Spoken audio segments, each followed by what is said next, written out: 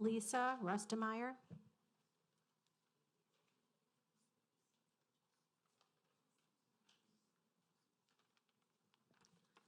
Good evening. I'm Lisa Rustemeyer, longtime resident of St. Tammany Parish and 20-year plus library patron. Used the library a lot over those years, and thank you all for being here and for listening.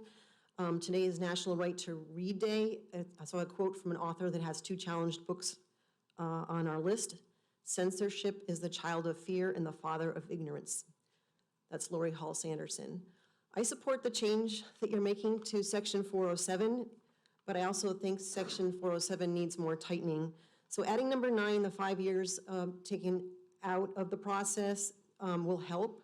Also regarding the review process, it's enlightening to be able to see that while one citizen may request a title for purchase, it's challenged. So there's at least 15 titles on the list right now that was patron requested and is also challenged. So that's an important point to take into consideration.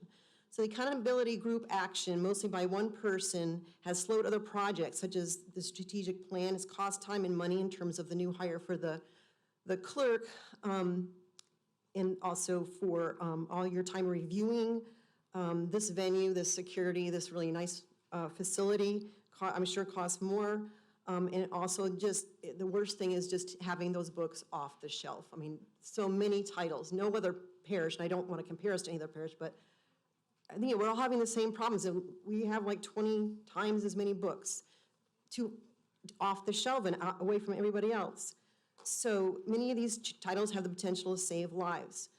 Since we have 160 statements by one person, we don't know where it'll end because there were just a few more by the same person. Maybe we could say that if the person doesn't show up, we don't have to deal with the concern at the meeting. Maybe we could say that there's a limit to the number of challenges within a certain time frame that's reasonable. Maybe we could say that after 10 challenges that you bring to the board and do, that if none of them are deemed inappropriate, then you have a probation period for a year or so. Librarians know where the books belong. They are highly educated and trained. The public wants the right to access the materials without the morality police. Please put them back on the shelf till the book comes up for review. No child has been harmed. Parents are responsible. There's no evidence these books need to be behind anywhere.